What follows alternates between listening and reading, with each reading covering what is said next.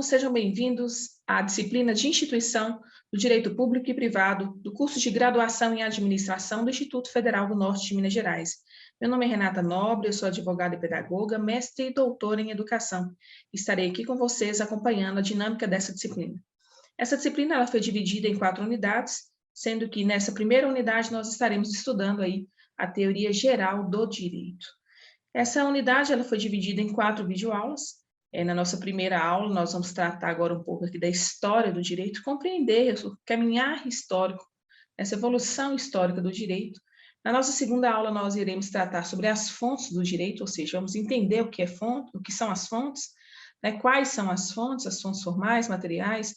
Nós vamos, na terceira aula, conceituar o Estado e compreender os elementos constituintes do Estado. E na nossa quarta aula, nós iremos tratar aí da diferenciação do direito público e privado, né? Conhecendo seus entes e conhecendo toda essa dinâmica de funcionamento do direito em si. Então, nós vamos iniciar aqui com a evolução histórica do direito. Então, quando a gente pensa em direito, o direito ele faz o quê? Ele regula as relações humanas através de regras, de procedimentos com força coativa, com o objetivo de disciplinar a vida em sociedade. Qual que é a origem do direito? Quando a gente pensa nessa questão da origem do direito, a gente pode falar que o quê? Que o ser humano em si ele é um ser essencialmente histórico, né? Então, nesse contexto, o direito na verdade, ele pode representar o modo como se organiza uma sociedade para manter uma ordem social entre esses sujeitos. Então, quando a gente pensa nessa questão da evolução, da história do direito, a gente tem que pensar nesse caminhar histórico que o direito ele foi evoluindo, ele foi passando, ele foi se adaptando exatamente para quê? Para possibilitar a vida em sociedade, né? Com esse caráter aí universalizante dessa progressão temporal linear.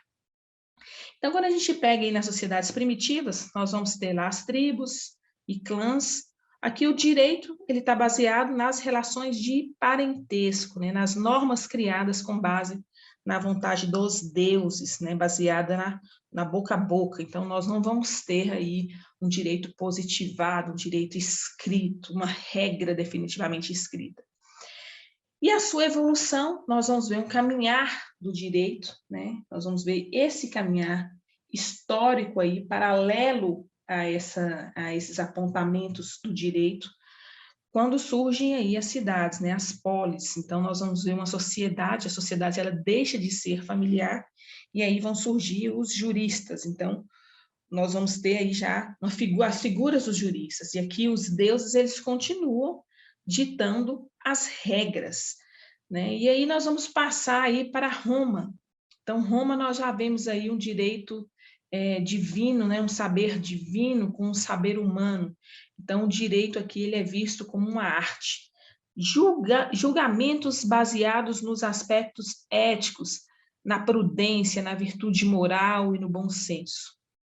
Saindo aqui de Roma, nós vamos entrar já no século X ao século XIII, ou seja, nós vamos ver aí o direito na Idade Média. Esse direito na Idade Média, ou melhor, né, na Idade das Trevas, nós vamos ver a figura muito potente aí da Igreja. Então, as leis criadas, elas eram em conformidade, né, com a determinação da Igreja. Então, vão surgir aí a noção da soberania divina e estatal, e o objetivo do direito aqui, ele é alcançar o bem comum através da obediência às leis. Então, aqui a gente já começa a visualizar essa questão da obediência às leis, né? Então, o homem já fica distrito lá, sabendo que tem uma lei, que ele precisa de cumprir essa lei, com esse propósito aí de vida mesmo em sociedade. Então, nós vamos dar um pulo aí, gente, para a era moderna, tá? Então, quando a gente pensa na questão da era moderna, nós já vamos falar aí da ruptura entre o direito e o sagrado. Então, nós vamos ver claramente aí essa ruptura entre a igreja e entre o direito, né, e a igreja. Então, o direito ele vai tornando-se cada vez mais técnico, e ele vai começar a ser visto como uma ciência.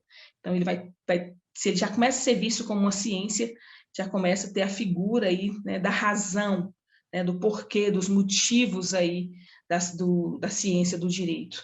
O sistema ele passa a ser um conjunto de regras, ele vai disciplinar as atividades humanas, então a lei ela se torna formal. Então nós vamos verificar essa lei escrita, formal, né, para todos, ou seja, genérica e secular, ou seja, fora a igreja, nesse período aí determinado como Era Moderna, né, que é os séculos XV a XVIII. Saindo do período da Era Moderna, nós vamos verificar a questão da positivação do direito no século XIX, ou seja, o direito ele vai se tornar escrito, né, e ele vai prevalecer sobre o direito consuetudinário, ou seja, sobre os costumes até então, que nós tínhamos, né, esse forte aí da questão do costume, que é, de certa forma, é uma fonte do direito, mas aí nós vamos ter o direito positivado, né, o direito escrito, aquele direito que vale, aquele direito que tem regras muito claras. Então, nós vamos ver uma divisão também aí entre a política e o direito, e essas regras, lembrando, regras escritas. Aqui nós vamos verificar também, quando a gente pensa na questão da positivação do direito no século XIX, nós vamos verificar também essa questão do direito enquanto ciência dinâmica, ou seja, o direito ele está em constante mudança, né? E se a gente olha para trás no período do século XIX, aí, a gente verifica que o direito ele foi exatamente para atender às especificidades de cada época em que o homem viveu, né? Então, se naquele período, né, um período, por exemplo, antes da escrita, eu não tinha um direito positivado, né, mas eu tinha, de certa forma, algumas regras que já eram estabelecidas entre eles para a vida em sociedade. E a partir do momento que o homem, na vida do homem em sociedade, ele começa a perceber essa necessidade, né, de registrar e de estabelecer esse direito de forma muito clara, nós vamos verificar aí essa questão do início da positivação do direito, né? Então, ela vem com esse contexto e ela vai se firmar aí com a sua positivação no século XIX. Então, o direito ele é visto como uma ciência dinâmica, os casos não podem mais ficar sem solução, então, quando não está positivado, ou seja, quando ele não está escrito, o juiz irá buscar solução por meio de analogias, ou seja, por meio de situações semelhantes que podem ser analisadas e que podem ser contempladas para tal julgamento, assim como os princípios e os costumes do direito. Então, non-liquid, né? Ou seja, sem solução, não liquidado. Então, aqui nós verificamos essa necessidade da utilização, né, no caso, dessas previsões, ou melhor, dessa ausência de previsão aí do direito escrito, nós vamos ver o uso da analogia dos princípios gerais e dos costumes, que também são fontes do direito. Quando a gente pensa no direito no século XXI, nós vamos pensar que o direito ele se torna a cada dia mais contemporâneo, posto que mais necessário para mediar socialmente os fatos e a validade das normas. Então, a contemporaneidade jurídica, ela seria, então, o atual estágio evolutivo dos sistemas jurídicos, né? Todos englobados na expressão direito. Então, quando a gente pensa direito no século XXI, nós verificamos que, eu falo que no contexto do Brasil, por exemplo, nós temos situações que o direito ele precisou se adaptar para atender a essas particularidades que foram surgindo aí ao longo da época. Então, o direito, gente, é um movimento constante, né? Ele é dinâmico, ele precisa de atender a essas necessidades que vão surgindo aí ao longo da história do homem. Então, quando você pega um direito, por exemplo, hoje, nesse contexto que nós estamos vivendo de pandemia, o direito ele teve que se adaptar, né? Ele teve que se adaptar para atender, por exemplo, situações de crimes cibernéticos. O direito precisou de se adaptar? Precisou, porque não se tinha previsão legal quanto a essas situações. Eram utilizadas, de certa forma, situações análogas, né? Situações semelhantes para se ter um julgamento para atender às expectativas da sociedade, para se ter um julgamento eficaz. Então, o direito ele é constante, ele vai se adaptando a essas necessidades do tempo e do homem. O direito ele torna-se assim um instrumento de contraposição a essa força avassaladora, assegurando de forma eficaz que as garantias sociais conquistadas elas não sejam destruídas pelo interesse meramente econômico do mais rico. Então, o direito ainda tem esse papel também no século XXI.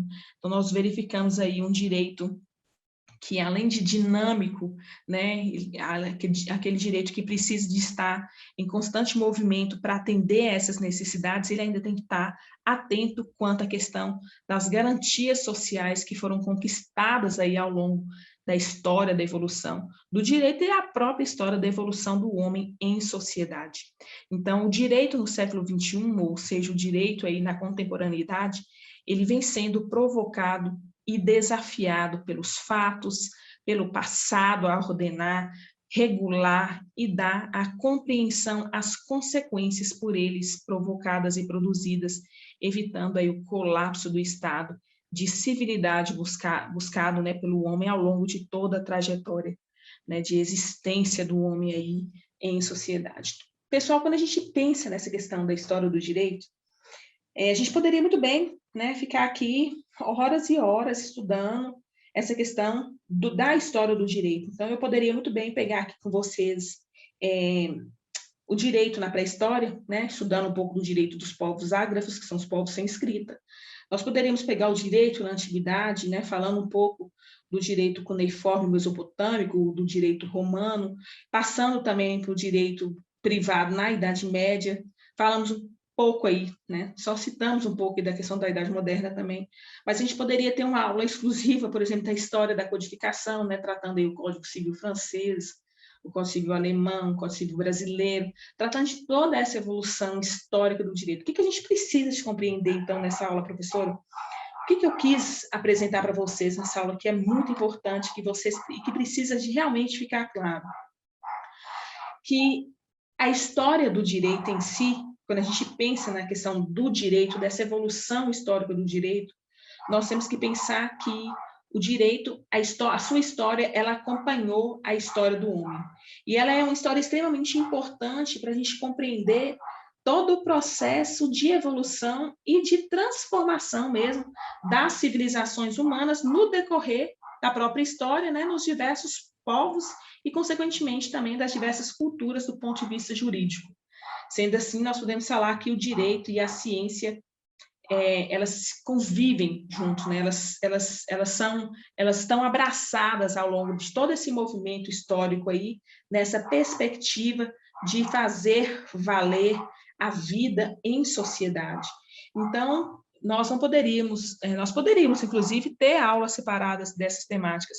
Mas o que eu quero que vocês compreendam? É exatamente isso, que a partir dessa caminhada do homem ao longo do seu desenvolvimento, ao longo de toda a história da sociedade em si, o direito ele vem com esse propósito de regular a vida em sociedade, de estabelecer mecanismos para que o homem ele consiga viver em sociedade. Então, essa é a proposta mesmo do direito, né, de estudar um pouco essa evolução do direito, de saber que o direito ele vem se adaptando a cada época, a cada momento histórico, para satisfazer essa questão mesmo da sociedade, da vida em sociedade, das questões das regras, né? E isso é muito importante.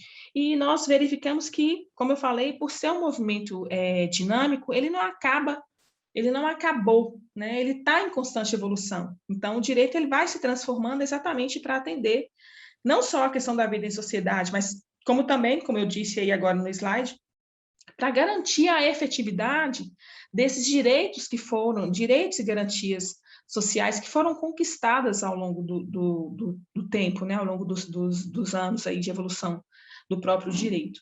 Mas é essa a dica para a nossa aula, eu quero que vocês fixem exatamente nesse ponto, tá?